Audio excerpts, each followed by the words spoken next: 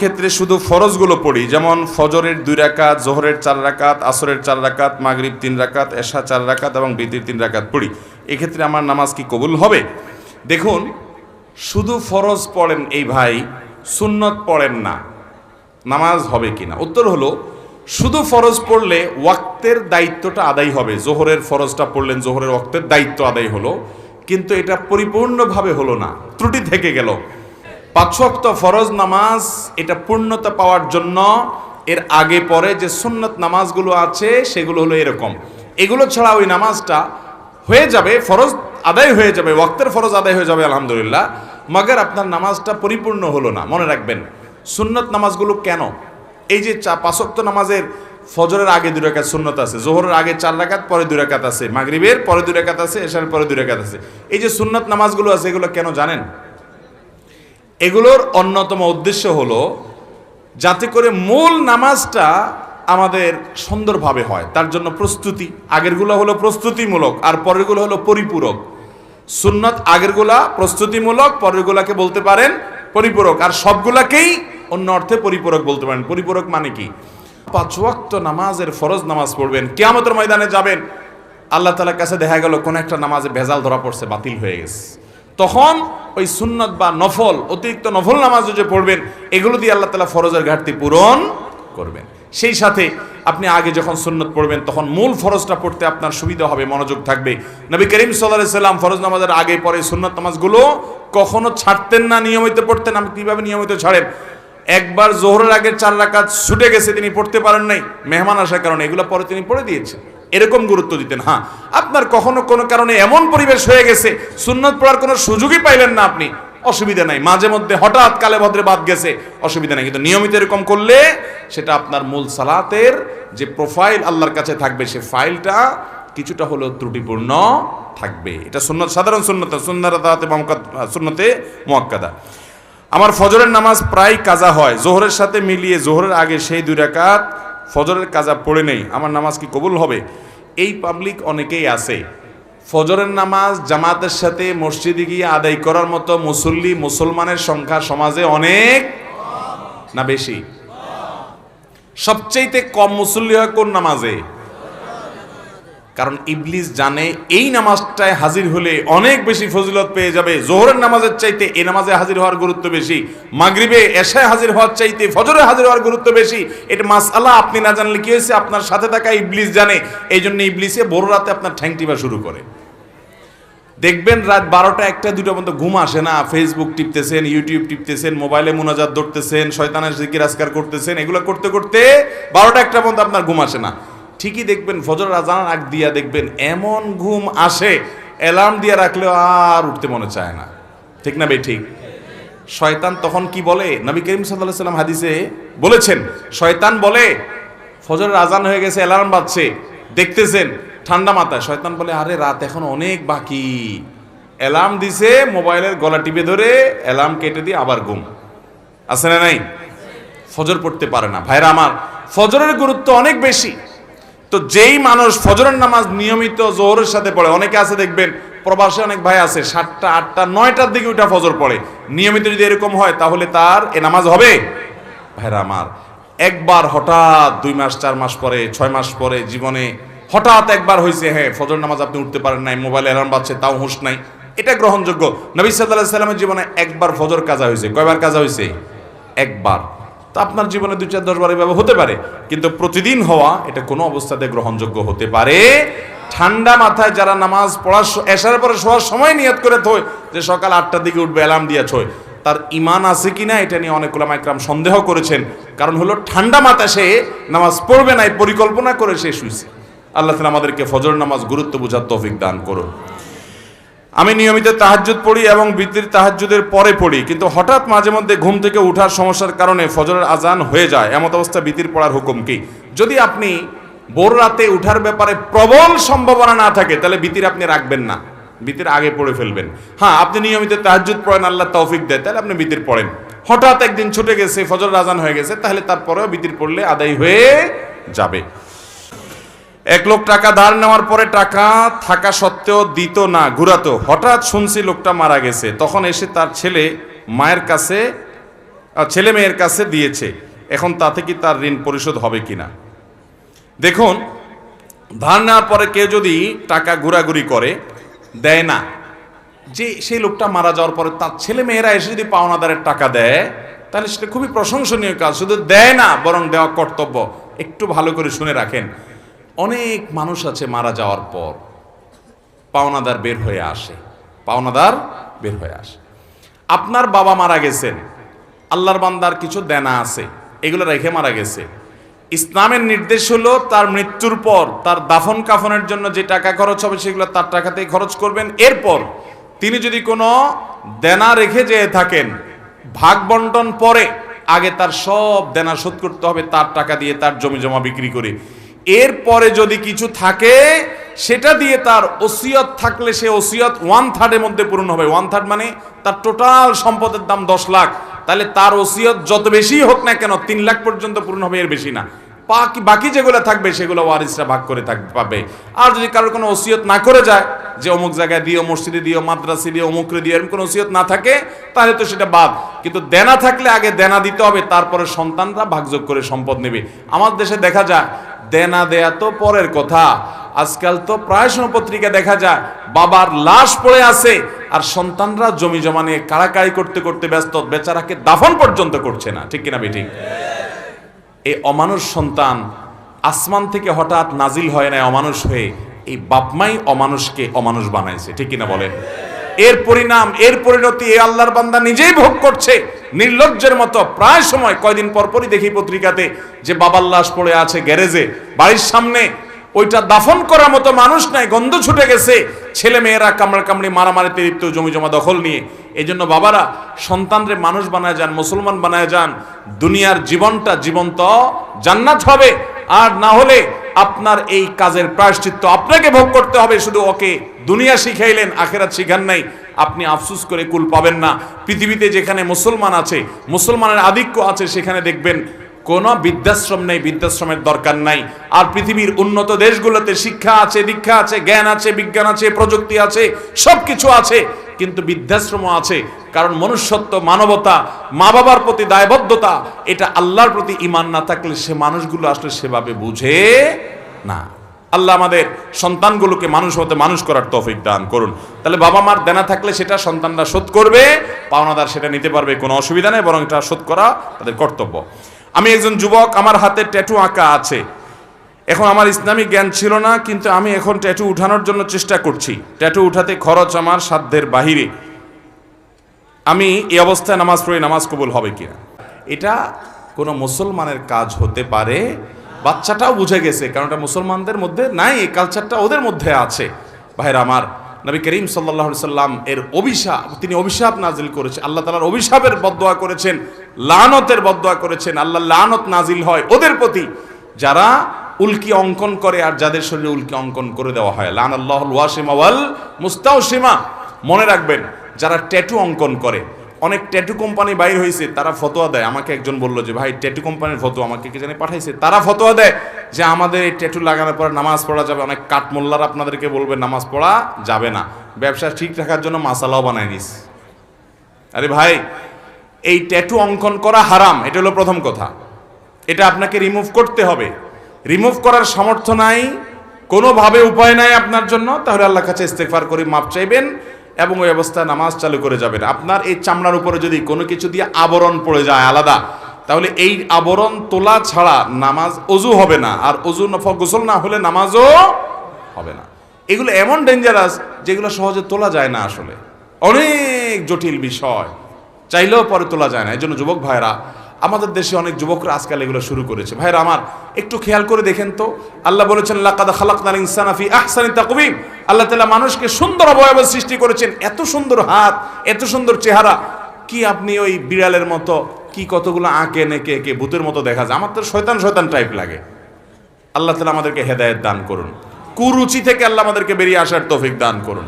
অনেক মুসলমান যুবকের হাতে দেখা যায় ধাগা লাগানো, দেখছেন আপনারা? ফিতা ধাগা লাগা দেখছেন?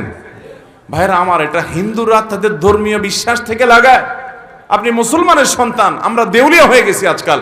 আপনি মুসলমান হিসেবে আপনি প্রাউড ফিল করেন না, তাহলে আপনি কেন তাদের কালচার নিতে যাবেন? আল্লাহ তাআলা আমাদেরকে বুঝার তৌফিক দান করুন। বিধায় কেউ যদি ট্যাটু আগে লাগিয়ে ফেলেছেন, এখন উপানার কোনো পথ আপনার সামনে খোলা নাই, ওই অবস্থা নামাজ পড়ে যাবেন, নামাজ ছাড়বেন না এবং চেষ্টা অব্যাহত রাখবেন কোনোভাবে এটা দূর করে আপনি সঠিকভাবে সালাত আদায় করার এবং আল্লাহর কাছে লজ্জিত হয়ে আপনার সর্বশক্তি দিয়ে তওবা ইস্তেগফার করবেন। আল্লাহ আমাদেরকে মাফ করুন। কারো যদি অনুভূত হয় সে জাদুগ্রস্ত কিংবা কালো জাদুগ্রস্ত, তাহলে ইসলামিক উপায় তা প্রতিরোধের উপায় কি? ভাইরা, আমার কাছে যত ফোন আসে দেশের একেবারে সর্বোচ্চ লেভেল পর্যন্ত এমন এমন কিছু পদের পদাধিকারী ব্যক্তিদের তরফ থেকে ফোন আসে, রিকোয়েস্ট আসে যে কল্পনাও করা যায় না যে এই লেভেলের মানুষগুলো পর্যন্ত সাফার করছে খুব জটিলভাবে। ঘরে ঘরে দুষ্ট জিনের উপদ্রব মানুষ লক্ষ্য করে না। মনে রাখবেন, কিছু কিছু দুষ্ট জিনের উপদ্রব আছে আপনি খেয়ালও করেন না।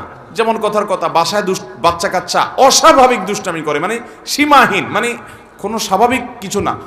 বুঝবেন দুষ্ট জিনের ভয়ঙ্কর প্রভাব ওর উপরে পড়ছে। এবং অনেক রোগ আছে কিছু লোকের, দেখবেন যে এই রোগগুলোর কোনো ট্রিটমেন্ট করে কিছু হয় না, কোনো ডায়াগনোসিস হয় না, বহু চেক আপ টেস্ট, ডাক্তাররা আন্দাজ অনুমান করে বিভিন্নভাবে ট্রিটমেন্ট করেন, চেষ্টা করেন, কিন্তু কোনোভাবে ভদ্রলোক ভদ্রমহিলা সুস্থ হয় না। এরকম বহু রোগী দেখেছি আমি যে কোনোভাবে সুস্থ হয় না। এগুলোর বেশিরভাগ ব্ল্যাক ম্যাজিক এবং দুষ্ট জিনের রোগী। ঘরে ঘরে আমাকে সাথে সাথে জিজ্ঞেস করলেন ওনারা, মুফতি সাইফুল ইসলাম ভাই এবং আমাদের তানভীর ভাই ওনারা আছে, ওনারা জিজ্ঞেস করলেন যে ভাই এটা কেন হয়? আমি বললাম কেন হয়? জিন, দুষ্ট জিন অর্থাৎ শয়তান তার উপযোগী জায়গায় পাইলে সে সেখানে খুঁটি গাড়ে। আমাদের বাসা বাড়িগুলোতে হারাম এই পরিমাণ হয়, আপনি ইউটিউবে ওয়াজ শুনতে যান, শুরুতে আগে পান্ডা অ্যাডভার্টাইজ দিয়ে নেবে, এরপর আরও বিভিন্ন অ্যাডভার্টাইজ আসবে এবং মিউজিক আসবে, এগুলা চলবে। এই মিউজিক যেখানে থাকে সেখানে শয়তান আসবেই, আপনি এটা নিয়ন্ত্রণ করতে হবে। আপনার বাসায় বিভিন্ন প্রাণীর ছবি টাঙিয়ে রাখবেন, এখানে শয়তান আসবেই, রহমতের ফেরেশতা ঢুকেন, হাদিসে বলা আছে, এখানে আপনার এই অবস্থা হবে। ঘরে ঘরে মানুষ এটা ফিল করছে না, বহু মানুষ হাহাকার করছে। আমরা রাকির নাম্বার দিয়ে রাকিদেরকে রেফার করে কুলাতে পারছি না, এই পরিমাণ মানুষ আক্রান্ত। বাঁচবেন কিভাবে? আমি সব জায়গায় বলার চেষ্টা করি ভাইরা আমার। নাম্বার 1, গুনাহমুক্ত বাসা করেন, বাসা বাড়িতে গুনাহ করবেন না, এগুলো থেকে বাঁচান বাসা বাড়িকে। সবচেয়ে বড় কারণ হলো, দ্বিতীয় নাম্বার যেটা বলবো সেটা হলো, আজ কোরআন তেলাওয়াত আমাদের বাসা থেকে উঠে গেছে। আমরা এখন বড় জোর ইউটিউবে একটু তেলাওয়াত চালাই দেই। আল্লাহর কসম করে বলছি, যেই বাসায় কোরআন তেলাওয়াত নিয়মিত হয়, আওয়াজ করে, শব্দ করে, ওই বাসায় ব্ল্যাক ম্যাজিক, দুষ্ট জিন থাকতে পারে না।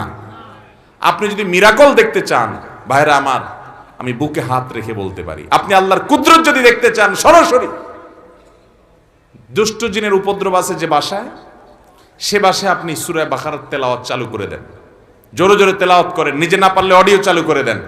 আমি নিজের চোখে বহুবার দেখেছি যে অস্বাভাবিক আচরণ বাচ্চাদের, এটা সেটা, রুকিয়া চলছে, তেলাওয়াত চলছে, ভালো হয়ে গেছে। শয়তানি থেকে, বাসা বাড়ি থেকে নিজেকে বাঁচাতে চান এবং আত্মীয় স্বজনরা অনেকে উপকার করতে গিয়ে খোনকারের কাছে যায়, খোনার কাছে যায়, আপোষের তাবিজ নেয়, এটা করে সেটা করে।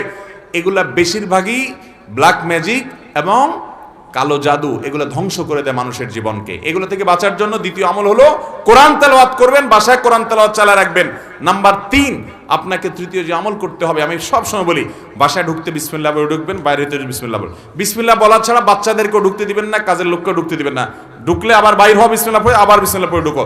হাদিসে আসছে, কেউ বাসায় পড়তে বিসমিল্লাহ পড়ে ঢুকলে তার সাথে শয়তান ঢুকতে পারে না, প্রত্যেকের সাথে শয়তান থাকে, ওইটা আর ঢুকতে পারে না।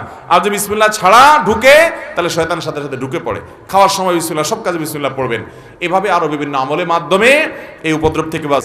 এই জন্য কোরআন তেলাওয়াত করবেন তো ইনশাআল্লাহ, বাসা বাড়িতে কোরআন চালাবেন তো ইনশাআল্লাহ। আমি শপথ করে বলছি, আল্লাহর কালামের মিরাকল যদি দেখতে চান, তাহলে দুষ্ট জিনের উপদ্রব আছে এবং অস্বাভাবিক বাসা ভিতরে সমস্যা, রোগ বালাই আছে, ব্ল্যাক ম্যাজিক আছে। কোরআন তেলাওয়াত শুনতে থাকেন, একদিন দুই দিন না, অনবরত আপনি ফিল করবেন যে কিভাবে আল্লাহর কুদরত জাহির হয়, কিভাবে শয়তান পালায়। আল্লাহ আমাদেরকে বুঝার তৌফিক দান করুন। সব আলেম বলে যে আমরা হকের পাশে আছি, তোমরা আমাদের সাথে থাকো, তাহলে আমরা কার পাশে থাকবো? ভাইরা আমার, নবী করিম সাল্লাল্লাহু আলাইহি সাল্লাম 2টা কোষ্ঠী পাথর দিয়ে গেছেন, মা আনা আলাইহি ওয়া আসহাবি, আমি যে আদর্শের উপর আছি এবং সাহাবায়ে কেরাম, জামাতুস সাহাবা, তারা মৌলিকভাবে যে আদর্শের উপর আছেন সেটি, এটার উপরে যারা প্রতিষ্ঠিত তারা কিয়ামতের ময়দানে নাজাত প্রাপ্ত দল। আর সেই সাথে নবীজি বলে গেছেন, তারাকতু ফিকুম আমরাইন, আমি তোমাদের মধ্যে 2টা জিনিস রেখে গেলাম, কিতাবাল্লাহি ওয়া সুন্নাত রাসূলিহি, আল্লাহর কোরআন এবং রাসূলের সুন্নাত, লান তাদিল্লু মা তামাসসাকতুম বিহিমা, এগুলো যদি তোমরা আঁকড়ে ধরো, কোনো দিন তোমাদের কেউ গোমরা করতে, পথহারা করতে পারবে। এই জন্য ওই মূলনীতি আপনি ধরে রাখবেন, যে সমস্ত উলামায়ে কেরামের কথা শুনবেন, এগুলো গ্রহণ করবেন ইনশাআল্লাহ, আল্লাহ তাআলা হকের উপরে রাখবেন। এগুলো গ্রহণ না করলে আপনি হকের উপরে প্রতিষ্ঠিত থাকতে পারবেন। অতএব ব্যক্তি নয়, বরং কোরআন সুন্নাহর অনুসরণ করবেন। যে আলেম কোরআন সুন্নাহর আলোকে কথা বলে তার কথা শুনবেন, সে যেই হোক না, কোরআন সুন্নাহর বাইরে কথা বললে সেটাকে বর্জন করবেন। আল্লাহ আমাদের সবাইকে ওলামাদের অনুসরণ, অনুকরণ, কোরআন এবং সুন্নাহর আলোকে করার তৌফিক দান করুন। হালাল পথে উপার্জিত টাকা কাউকে ধার দিলে সে যদি হারাম পথে উপার্জন করে সেই ধার পরিশোধ করে, তাহলে ধার দেওয়া ব্যক্তির জন্য টাকা হারাম হবে কিনা? খুবই দরকারি এবং প্রয়োজনীয় একটা প্রশ্ন ভাই। আপনি একজনকে হাওলাত দিয়েছেন, ধার দিয়েছেন, লোন দিয়েছেন। সে লোন পরিশোধ করার সময় সে হয়তো সুদের কারবার করে বা যে উপার্জন করে হালাল চাকরি না, এক কথায় হালাল হারাম মিশ্র আছে বা হারাম উপার্জন করে, সে আপনার লোন পরিশোধ করছে কিন্তু হালাল টাকা থেকে পরিশোধ করে নাই, তার ওই যে উপার্জন হারাম সেখান থেকে সে পরিশোধ করছে, বা হালাল হারাম মিশ্র আছে সেখান থেকে সে পরিশোধ করেছে। তো আপনার জন্য সেটা গ্রহণ করা জায়েজ হবে কিনা, এই মাসআলাটা আমরা তাহকিক করার চেষ্টা করেছি। এই ব্যাপারে ওলামা একরামের ফতোয়া আমরা যেটুকু পেয়েছি সেটা হলো এটা জায়েজ হবে, এটা নাজায়েজ হবে না। কারণ নবী করিম সাল্লাল্লাহু আলাইহি সাল্লাম ইয়াহুদীদের সাথে লেনদেন করেছেন না করেন নাই? তো ইয়াহুদিরা সুদের কারবার করত মানে চরম করা করত। সুদের প্রতিষ্ঠাতাই ছিল ইয়াহুদিরা। সুদের সবচাইতে আদি মহাজনী হলো ইয়াহুদিরা। নবী করিম সাল্লাল্লাহু আলাইহি সাল্লামের হাদিসে এ ব্যাপারে স্পষ্ট বক্তব্য আছে, ইয়াহুদিদের সাথে সুদের একটা বিশেষ সম্পর্ক। মদিনার সুদের প্রতিষ্ঠাই করেছে তারা। তো সুদের কারবার করত বা অন্যান্য হালাল হারাম তো আর মুসলমানদের মতো তারা বাজ বিচার করতো না। তো তাদের সাথে লেনদেন নবী সাল্লাল্লাহু আলাইহি সাল্লাম করতেন। শুধু নবী করিম সাল্লাল্লাহু আলাইহি সাল্লাম কেন, এই যুগেও কোনো অমুসলমানের সাথে আমরা লেনদেন করলে, টাকা পয়সা ধার নিলে বা দিলে, এটা জায়েজ না জায়েজ? জায়েজ কিনা? তাহলে তারা কিভাবে উপার্জন করছে সেটা তো আর আমরা দেখছি না। এই জন্য পাওনাদার তিনি পাওনা হিসাবে দেনাদারের কাছ থেকে যেটা পাচ্ছেন তার প্রাপ্য টাকা, সেটা তার জন্য নেওয়া জায়েজ হবে। এমনকি দেনাদার যিনি পাওনা পরিশোধ করলেন তিনি হালাল হারাম বাজ বিচার ছাড়া তার মিশ্র উপার্জন যদি থাকে, তারপরেও এটা পাওনাদারের জন্য গ্রহণ করাটা কি হবে না, হারাম হবে। কথা কি বুঝতে পারছি? এবং এ ব্যাপারে পাকিস্তানের বিন্নুরি টাউনের ওলামা একরাম মুফতিদের ফতোয়াও আছে একই রকম, যে এটা পাওনাদারের জন্য হারাম হবে না যদি দেনাদার হারাম উপার্জন থেকে দেয়। আল্লাহু আ'লাম বিসওয়াব। এরপরে প্রশ্ন হলো, আমার বাবা একজন অটো চালক, প্রবাসে থাকে প্রবাস থেকে ফিরে তিনি আমাদের না জানিয়ে কিস্তি নেন এবং অটো ক্রয় করেন। আপনার কাছে আমার প্রশ্ন, তার দৈনন্দিন রোজগারের টাকা হালাল হবে কিনা এবং এক্ষেত্রে আমাদের করণীয় কি? আল্লাহ মাফ করুন, সুদে কিস্তি নেওয়া বলতে সুদের কিস্তির কথা বুঝেছেন নিশ্চয়ই। সুদের লোন নিয়ে অটো কেনা বা দোকানদারি করা, বিভিন্ন কিছু করা, এটা আজকাল আমাদের দেশে একটা ব্যাপকভাবে এটা ছড়িয়ে গেছে। আল্লাহর জমিনে যত হারাম আছে, যত হারাম উপার্জন আছে, সুদের চাইতে ভয়াবহ কোনো হারাম উপার্জন আর আপনি 1 কেজি গরুর গোশত, 1 কেজি কুকুরের গোশত বা শুকুরের গোশত যদি রান্না করে খান, তাতে গুনাহ তো হবে নাকি? শুকুর এবং কুকুরের গোশত খাওয়া কি হালাল না হারাম? আপনি জবাই করে রান্না করে খাইলেন, গুনাহ হবে। এর কারণে আপনার আমলনামায় গুনাহ যত পরিমাণ লেখা হবে, এই গুনাহ এবং পাপের মাত্রা যতটা হবে, আপনি সুদের কারবার করে বাজার থেকে হালাল গরুর গোশত কিনে আনছেন ওই সুদের লাভ দিয়া, টাকা দিয়া, তো মনে রাখবেন ওই কুকুরের গোশত আর শুকুরের গোশত খাইলে যে পরিমাণ গুনাহ হবে, সুদের কারবার করে ওই টাকা দিয়ে খাইলে তার চেয়ে বেশি গুনাহ হবে। কারণ অন্য কোনো গুনাহের ব্যাপারে আল্লাহ তাআলা আল্লাহ এবং তার রাসূলের সঙ্গে যুদ্ধের কথা বলেন না। এটা এত ভয়াবহ বিষয়। সুদের 70টা ভয়াবহ দিকের ভিতরে সবচেয়ে সাধারণ, এই 70টার মধ্যে সবচেয়ে সাধারণ হলো নিজের মায়ের সাথে জেনা করলে যত নোংরামি হবে, যত জঘন্য কাজ হবে, সুদের কারবারে জয়ালের তার চেয়ে বেশি জঘন্য হবে। ভাইরা আমার, এই সুদকে আল্লাহ তাআলা কোরআনে বলেছেন ইয়ামহাকুল্লাহুর রিবা, আল্লাহ তাআলা সুদকে ধ্বংস করবেন। আল্লাহ যেটাকে ধ্বংস করবেন, আপনি এই কারবার করে কখনো সুখী হতে পারবেন? আপনি দেখবেন সুদখোররা অনেক চকচকা গায়ে নিয়ে চলে, চকচকা বাড়িতে চলে, অনেক পয়সা করি কামাই করে, উপর দিয়ে অনেক ফিটফাট দেখবেন। আল্লাহর কসম, ওদের ভেতরে সদরঘাট হয় আজকে আর নয় 2 দিন পরে হবে। কারণ সুদকে আল্লাহ তাআলা ধ্বংস করবেন, আল্লাহর ওয়াদা। কেন সুদ এত ভয়াবহ ভাই? কারণ সুদ পৃথিবীর মানুষকে নিষ্পেষণের পর নিয়ে কিছু মানুষকে এই সুদের কারবারের মাধ্যমে প্রতিষ্ঠিত করে। এই যে সুদের উপরে গোটা পৃথিবী দাঁড়িয়ে আছে, এখন গোটা দুনিয়ার সম্পদ দেখবেন যে অল্প কিছু মানুষের হাতে চলে যাচ্ছে। সুদের এই অর্থনীতি গরিবকে আরো গরিব করে, ধনীকে আরো ধনী করে, এবং একটা পর্যায়ে গোটা পৃথিবীর সব কিছু নিয়ন্ত্রণ একজনের কাছে যাবে, তার নাম দাজ্জাল হবে, তার পাওয়ার থাকবে অনেক বেশি। দুনিয়া সেই পরিণতির দিকে এগিয়ে যাচ্ছে। অতএব সুদের এই ভয়াবহতা সম্পর্কে আমাদের সাবধান হতে হবে। আল্লাহ আমাদেরকে বোঝার তৌফিক দান করুন। যদি আপনার বাবা তিনি সুদি লোন নিয়ে অটোরিকশা নিয়ে থাকে, আপনারা তাকে সহযোগিতা করে এবং তাকে বুঝিয়ে দ্রুততার সাথে এই কিস্তির সব টাকা একসাথে দিয়ে মুক্ত করে তারপরে আপনারা ফিরে আসতে হবে। তা না হলে তার এই সুদি টাকায় লোন নিয়ে উপার্জন করলে সে উপার্জন হালাল হবে না, বরং তাকে ফিরে আসতে হবে। ফামান জাআহু মাউইযাতুম মির রাব্বিহি ফান্তাহা ফালাহু মা সালাফ। তিনি বুঝেছেন সুদের ভয়াবহতা, এরপরে ফিরে আসছেন, তওবা করেছেন, আল্লাহর কাছে মাফ চেয়েছেন, তাহলে আগেরগুলা কি হতে পারে? মাফ হতে পারে।